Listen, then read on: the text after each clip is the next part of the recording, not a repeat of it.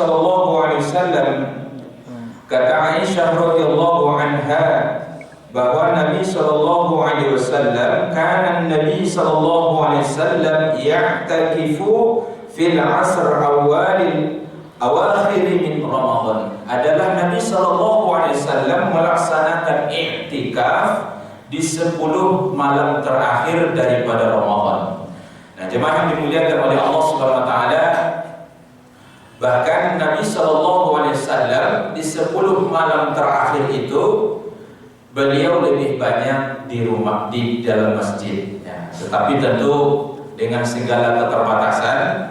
Tadi juga sudah disinggung oleh Ustadz Ketua kita, Ustadz Fahmil, bahwa sebetulnya idealnya Bapak Ibu untuk iktikaf ini sebagaimana yang diungkapkan oleh Imam Abu Hanifah, idealnya iktikaf itu siang dan malam ya. 12 jam siang, 12 jam malamnya itu berada di dalam masjid ya, khusus di masjid selama 10 malam, 10 hari yang terakhir. Tetapi tentu dikarenakan keterbatasan, kita punya aktivitas dan sebagainya yang harus kita tunaikan, maka kita ambil yang pendapat yang lebih ya, ringan barangkali mungkin sesuai dengan kondisi kita. Pendapat Imam Syafi'i boleh sebahagian saja, apakah di siang harinya atau di malam harinya. Nah, barangkali mungkin yang kita laksanakan ini adalah pendapat Imam Syafi'i yang membolehkan i'tikaf itu sebahagian hari atau malamnya, di mana kita lebih mendekatkan diri kepada Allah Subhanahu wa taala. Nah, jemaah yang dimuliakan oleh Allah, ketika kita melaksanakan i'tikaf ya, tadi sudah disampaikan juga untuk menguatkan kembali. Dalam hal ini para ulama mengatakan rukun i'tikaf itu ada 2, Bapak Ibu jamaah Allah, untuk mengingatkan. Yang pertama adalah ya berniat, nawaitu i'tikaf fil masjid sunnatan lillahi ta'ala. Sengaja aku beriktikaf di dalam masjid sunnah karena Allah. Berniat, menyengaja berdiam diri di dalam masjid. Ya, intinya itu di situ ya. Menyengaja berdiam diri di dalam masjid. Ini esensi daripada niat itu sendiri. Nah, sehingga jamaah dimuliakan oleh Allah Subhanahu wa taala, ketika kita tidak berniat, maka di sini ulama sepakat la thawaba illa binniyah. Tidak ada pahala tanpa ada niat. Nah, artinya kalau tidak berniat, ya sama saja kita duduk seperti sebagaimana kita duduk ya di tempat-tempat yang lain. Atau mungkin duduk-duduk biasa saja di masjid. Nah, tetapi kalau kita awali dengan niat, ya, berniat menyengaja untuk beriktikaf di dalam masjid, maka ini rukun yang pertama. Yang kedua baru diisi dengan ibadah. Nah, apakah nanti dengan membaca Al-Quran, dengan berzikir, atau melaksanakan qiyamul lail nanti yang insya Allah akan kita laksanakan. Artinya kita mendekatkan diri kepada Allah Subhanahu wa taala selama kita melaksanakan kegiatan i'tikaf ya. Jangan ada, kalau bisa kita hindari ya mungkin obrolan-obrolan yang sifatnya duniawi yang akan nanti merusak, mengurangi nilai i'tikaf kita. Kalau bisa khusus kita lebih dekat kepada Allah Subhanahu wa taala, kegiatan kita ini tidak terlepas daripada ibadah kepada Allah Subhanahu wa taala. Nah, kemudian kaum muslimin, apa saja lagi yang harus kita lakukan amalan istimewa di 10 terakhir daripada bulan suci Ramadan? Di antaranya tentu adalah selain kita melaksanakan i'tikaf ya, bahwa di malam 10 terakhir ini sebagaimana yang diungkapkan oleh para ulama berdasarkan hadis Nabi sallallahu alaihi wasallam, yakninya kita berharap untuk mendapatkan Lailatul Qadar. Karena kata Nabi, carilah oleh kamu ya Lailatul Qadar itu di 10 malam terakhir.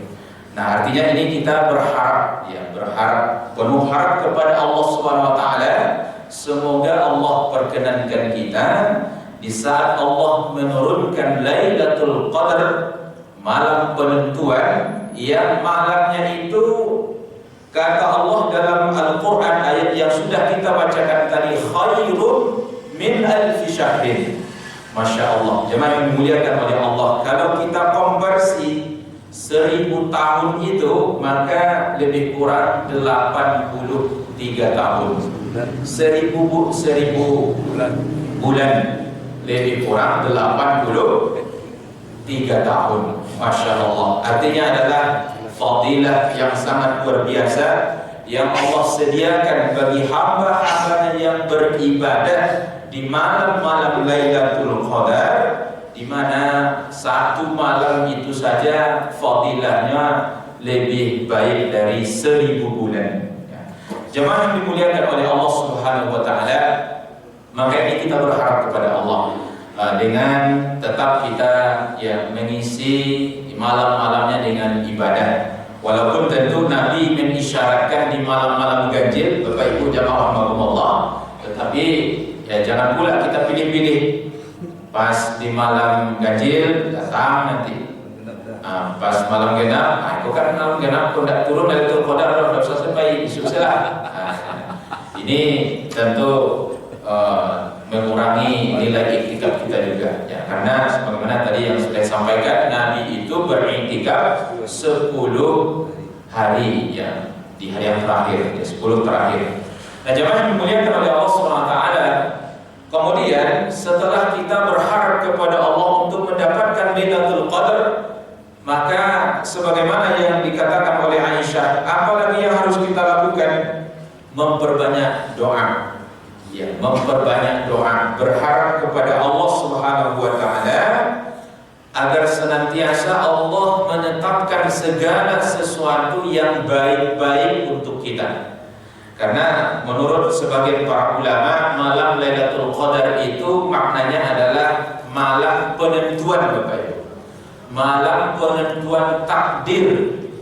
Ya, ditetapkan oleh Allah di malam Qadar. Nah, oleh karena itu para ulama mengisyaratkan supaya kita memperbanyak doa. Nah, khususnya doa yang diajarkan oleh Nabi SAW ketika Aisyah radhiyallahu anha bertanya kepada Nabi SAW, "Ya Rasulullah, ara'aita in alimta ayyu lailatul qadr ma aqulu fiha?" Ya Rasulullah, apabila aku bertemu dengan malam Lailatul Qadar, menemui malam Lailatul Qadar, apa yang harus aku ucapkan? Apa doa yang harus aku ucapkan, wahai Rasulullah? Maka kata Nabi, quli Allahumma innaka afuwun karim tuhibbul afwa fa'fu anni. Allahumma innaka afuwun karim tuhibbul afwa fa'fu anni. Ini doanya Bapak Ibu jamaah rahmatullah. Ya, kalau bisa ya, selama kegiatan iktikaf kita, selain baca Quran, zikir, memperbanyak doa. Doa yang diajarkan oleh Nabi SAW, sebagaimana yang beliau ajarkan kepada Aisyah, Allahumma innaka afuwun karim tuhibbul afwa fa'fu anni. Nah, jamaah rahimakumullah, pertanyaannya adalah kenapa Nabi menyuruh kita untuk minta ampun kepada Allah? Kenapa Nabi tidak mengajarkan supaya kita meminta yang sifatnya duniawi, kekayaan barangkali mungkin, pangkat dan jabatan, kemewahan dunia? Jamaah yang dimuliakan oleh Allah Subhanahu wa taala, kata para ulama, sejatinya hari ini kita tidak kekurangan harta. Betapa banyak hari ini orang-orang yang memiliki harta kekayaan berlimpah ruah, tetapi hidupnya sengsara, hidupnya tidak bahagia. Maka sebetulnya yang kurang itu kaum muslimin jamaah rahimakumullah adalah karena dosa-dosa yang kita miliki. Nah, kalaulah dosa kita sudah diampuni oleh Allah Subhanahu wa taala, maka apapun yang menjadi keinginan kita dalam kehidupan ini insyaallah dikabulkan oleh Allah. Terlebih Allah akan menurunkan sakinah, kebahagiaan di dalam hati kita dalam kita menjalani kehidupan ini. Jemaah yang dimuliakan oleh Allah, setelah memperbanyak doa selain ibadah-ibadah yang lain, tentu dengan membaca Al-Quran. Masya Allah. Jemaah rahmatullah, sebagaimana tentu riwayat-riwayat yang sampai kepada kita bahwa Nabi sendiri itu bertadarus bersama malaikat Jibril, ya, mengulang hafalan beliau, ya, membaca Al-Quranul Karim. Wabil khusus lebih semangat tentunya di malam-malam 10 yang terakhir seperti yang kita lakukan. Nah, apa fadilahnya? Sebagaimana yang sudah maklum bagi kita tentu, bagaimana Allah menyediakan fadilah yang sangat luar biasa ketika kita membaca Al-Quran. Maka salah satu amalan utamanya dalam kegiatan i'tikaf ini, Bapak Ibu jamaah Allah, adalah dengan membaca Al-Quran. Karena kata Nabi SAW, man qara'al Qur'an harfan, siapa yang membaca Al-Quran satu huruf, maka Allah balas baginya 10 kebaikan, ya, 10 kebaikan yang semisal. Nah, itu kata para ulama di luar bulan suci Ramadan, Bapak Ibu, ya, yang 10 kali lipat itu di luar Ramadan. Jadi konteksnya hadis ini di luar Ramadan. Nah, bagaimana kalau di bulan suci Ramadan? Lebih banyak lagi Bapak Ibu. Bahkan Nabi SAW katakan fadilah kebaikan yang kita lakukan di bulan suci Ramadan, setiap kebaikan Allah membalasnya 70 kali lipat sampai 700 kali lipat. Masya Allah. Sehingga Nabi SAW mengatakan, la aqulu alif lam harfan, walakin alifu harfun, mimu harfun, lamu harfun, mimun harfun. Jadi artinya kalau kita baca alif lam mim, kita sudah berarti membaca Al-Quran sebanyak 3 huruf. Dikali, anggap saja ambil yang paling rendah 70 kali lipat kebaikan. Ya, syukur-syukur Allah melipat gandakannya sampai seperti yang disebutkan oleh Nabi 700 kali lipat. Ya, 3 huruf dikali 700, berapa jadinya? 2100 kali lipat Allah lipat gandakan. Wallahu yudha'ifu liman yasha. Allah itu maha luas karunia-Nya. Kemudian yang terakhir yang bisa saya sampaikan pada kesempatan ini, amalan-amalan utama di 10 terakhir daripada bulan suci Ramadan, Bapak Ibu, selain kita melaksanakan amalan-amalan yang sudah kita sebutkan tadi, tidak kalah penting tentu nanti di akhir Ramadan kita diwajibkan menunaikan zakat fitrah. Jamaah rahimakumullah, di antara kesempurnaan ibadah puasa yang kita laksanakan sebulan penuh di bulan suci Ramadan, yakni disempurnakan dengan menunaikan zakat fitrah. Nah, jemaah yang dimuliakan oleh Allah Subhanahu wa taala, sehingga Nabi sallallahu alaihi wasallam katakan bahwa Nabi mewajibkan farada Rasulullah sallallahu alaihi wasallam zakatul fitr. Adalah Rasulullah sallallahu alaihi wasallam mewajibkan zakat fitrah, tu'matan lil masakin wa tukhratan lis-shaim. Jadi fungsi zakat fitrah itu ada 2, Bapak Ibu jamaah rahimakumullah. Yang pertama adalah tu'matan lil masakin, untuk kebutuhan fakir miskin, wa tukhratan lis-shaim, sebagai pembersih bagi kita yang berpuasa, anil lagwi war rafas, dari perkataan sia-sia dan perbuatan yang sia-sia.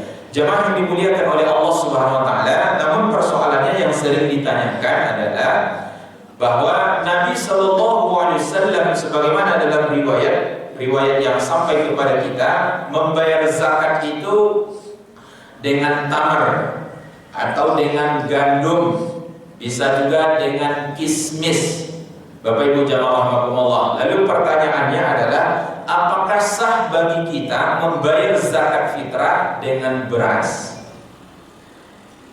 Atau yang lazim yang banyak hari ini dilakukan, apakah sah nanti zakat fitrah yang kita bayar itu dikonversi ke uang? Sehingga sebahagian jamaah kita ya dikarenakan mungkin ya keterbatasan ya dalam memahami ya dalam hal istinbat hukum ya, untuk menetapkan hukum dari hal-hal yang sifatnya furu'iyah yang tidak disebutkan di dalam nas, maka dalam hal ini terkadang sering kalau tidak dengan makanan pokok disebut dengan bid'ah, atau berzakat dengan beras itu bid'ah, berzakat dengan uang itu bid'ah. Kenapa bid'ah? Karena tidak pernah dilakukan oleh Nabi. Iya, memang Nabi itu tidak pernah berzakat dengan beras, tidak pula pernah berzakat dengan uang. Ya, jawabannya sederhana kaum muslimin. Ya, karena Nabi tidak pernah makan nasi. Ya, makanan pokok orang Arab itu Jazirah Arab yaitu kurma, tamar, gandum atau kismis. Ya, jemaah yang dimuliakan oleh Allah Subhanahu wa taala. Namun dalam hal ini tentu ulama telah membahas dalam kajian-kajian kitab-kitab fikih menjelaskan kepada kita bahwa zakat yang diberikan sesuai dengan makanan pokok. Nah, ini metode penetapan hukumnya berdasarkan dalil qiyas. Qiyas itu menyamakan, mengukur. Nabi makanan pokoknya kurma atau gandum, makanan pokok orang Arab. Sedangkan kita rata-rata di Indonesia khususnya makanan pokoknya adalah coba makan Bapak Ibu. Bare nasi. Ya, nasi yang di tanah dari bare. Nah, jadi makanan pokok kita adalah beras. Beras makanan pokok. Nah, sehingga dilihat oleh para ulama antara gandum atau kurma makanan pokok orang Jazirah Arab dengan makanan pokok kita orang Indonesia sama-sama makanan pokok. Nah, jadi ilahnya di situ adalah makanan pokok. Ya, sehingga kesimpulannya adalah boleh menunaikan zakat fitrah dengan beras karena dia sama-sama makanan pokok. Nah, kemudian berapa besarannya? Takarannya berapa zakat fitrah itu? Nah, dalam kitab-kitab klasik kita temukan ya, zakat fitrah itu Bapak Ibu jamaah rahimakumullah adalah 1 mud. Ya, 1 mud. Ya, mud itu takaran orang Arab.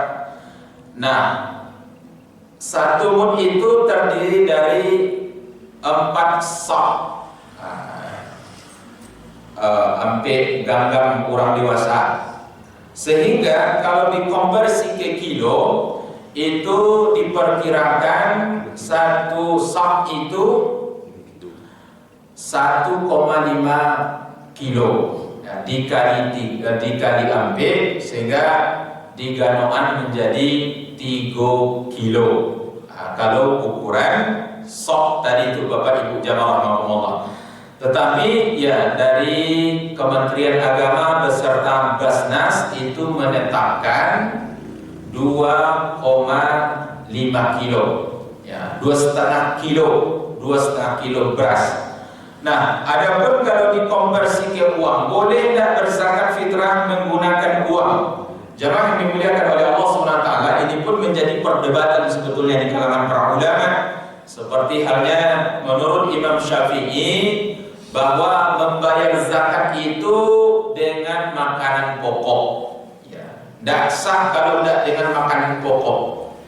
Tetapi ada pendapat yang lebih dia fleksibel.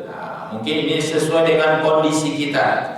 Kalau kamu nenteng bare, awak sekeluarga ada 5, 6 baru orang, 6 orang barek untuk menenteng-nenteng nyompai zakat fitrah. Maka ada pendapat dari Imam Abu Hanifah ya, yang lebih fleksibel berasaskan kepada asas manfaat, maslahah. Maka yang dinilai di situ sebetulnya adalah manfaatnya. Sehingga menurut beliau boleh menunaikan zakat fitrah itu dikonversi kepada uang dengan catatan senilai dengan zakat yang akan kita berikan. Nah, jadi kurangi puluh. Nah, dia mentang-mentang itu dan wakihan apa kurangi. Ini CK namanya. Nah, jamaah rahimakumullah, lalu besarnya tadi itu tergantung kepada apa yang kita konsumsi Bapak Ibu. Nah, sehingga dalam hal ini Kementerian Agama beserta Basnas dan juga MUI telah menetapkan besaran zakat fitrah yang dikonversi kepada uang. Ya, kalau tidak salah ada yang 50, ada yang 45, ada yang 47,5 ya. 47,5 di Jamiah berhubung yang dikeluarkan oleh Basnas. Ya, 47. Yang 47. 47 500. Ya, disesuaikan dengan beras yang kita konsumsi di rumah. Bagaimana kalau sekiranya lebih dari yang kita konsumsi? Sebetulnya kita mungkin di rumah barihnya bareh sokannya. Boleh tidak diukur dengan bareh kuri kusui? Tentu kalau lebih baik, ini lebih utama Bapak Ibu. Nanda boleh itu kurang. Awak makan di rumah barehnya bareh solo. Dan bagi untuk zakat fitrah diukur dengan nilai bareh dolo. Itu cekin dan hitung dengan Allah SWT. Tidak boleh lebih rancak dilebihkan. Ya, ini tentu untuk mendapatkan fadilah yang lebih dari Allah Subhanahu wa ta'ala. Nah, kemudian kapan wajibnya? Ini yang sering ditanyakan juga oleh jemaah kita. Kapan wajib menunaikan zakat fitrah? Nah, jadi ulama membagi Bapak Ibu jemaah rahimahullah, ada waktu jawaz dibolehkan. Sudah boleh membayar zakat fitrah itu sejak mulai masuknya Ramadan pertama. Contoh, ya besok awak nyupasoleh, maka sejak terbenam matahari tadi lah boleh awak membayar zakat fitrah. Ya boleh. Tetapi waktu wajibnya kata para ulama itu ketika terbenamnya matahari di hari yang terakhir bulan suci Ramadan. Nah, artinya andaikan hari ini adalah puasa yang terakhir, pas terbenam matahari waktu maghrib, maka sejak itu wajib hukumnya untuk membayar zakat fitrah sampai khatib naik mimbar ketika melaksanakan sholat Idul Fitri. Faman addaha qabla sholat fahiya shadaqatun maqbulah. Sia yang magihnya sebelum ditunaikannya sholat, maka itulah zakat yang diterima. Wa man addaha ba'da sholat, sia yang magihnya setelah ditunaikan sholat, fahiya shadaqatun minas shadaqah, maka itu dinilai seperti sedekah biasa. Nah, kemudian yang terakhir, siapa yang berhak menerima? Kepada siapa zakat fitrah itu kita berikan?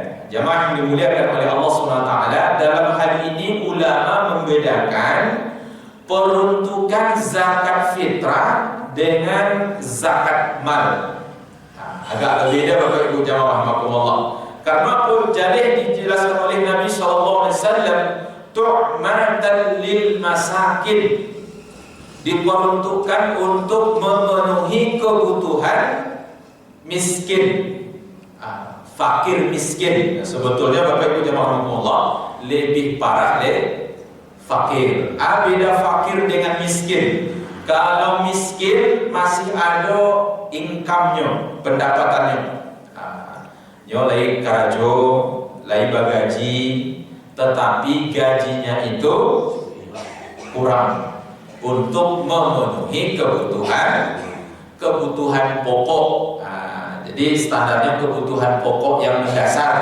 Tapi kalau kebutuhan saja, kini banyak kebutuhan awak. Kadang kebutuhan itu yang tidak mendasar. Apakah termasuk juga orang yang berhak menerima zakat? Tentu tidak. Ya, yang dinilai itu adalah kebutuhan dasar. Kebutuhan dasar itu apa ya? Untuk makan, untuk tempat tinggal yang layak, untuk pendidikan, untuk kesehatan, ya, yang dibutuhkan sehari-hari. Oh, ini butuh bani fajero. Itu bukan kebutuhan, itu keinginan. Nah, jamaah yang dimuliakan oleh Allah Subhanahu wa taala, sehingga kita pastikan ya zakat kita itu tepat sasaran. Nah, idealnya caranya Bapak Ibu jamaah rahimahumullah diangkat melalui amil. Maka nanti amillah yang berkewajiban untuk mendistribusikan zakat fitrah kepada orang yang berhak menerimanya. Nah, kalau surang-surang, karena perintah untuk membayar zakat Bapak Ibu jamaah rahimahumullah di antaranya adalah untuk memberikannya kepada amil. Itu Allah sendiri yang memerintahkan. Ya, khuz min amwalihim. Ya, jadi sebetulnya persoalan zakat ini dikelola, dimanage oleh pemerintah. Dalam hal ini orang yang diberikan kewenangan untuk mengumpul dan mengelola serta mendistribusi zakat fitrah dan zakat mal. Tujuannya supaya nanti jangan mondo-mondo awak memberikan zakat fitrah untuk cie urang saja. Dan seorang banyak udah sementara mungkin yang lain yang kita tidak tahu tidak dapatnya. Tidak terjadi pemerataan. Maka dalam hal ini idealnya, afdolnya kita berikan kepada amil yang ditunjuk, yang diberi amanah untuk mengumpul, mengelola dan mendistribusikan zakat fitrah. Semoga tentu ibadah puasa yang kita lakukan pada tahun ini berbuah takwa hendaknya. Amin ya rabbal alamin. Demikian Bapak Ibu, terlebih dan kurangnya mohon dimaafkan. Billahi taufiq wal hidayah. Assalamualaikum warahmatullahi wabarakatuh. Assalamualaikum.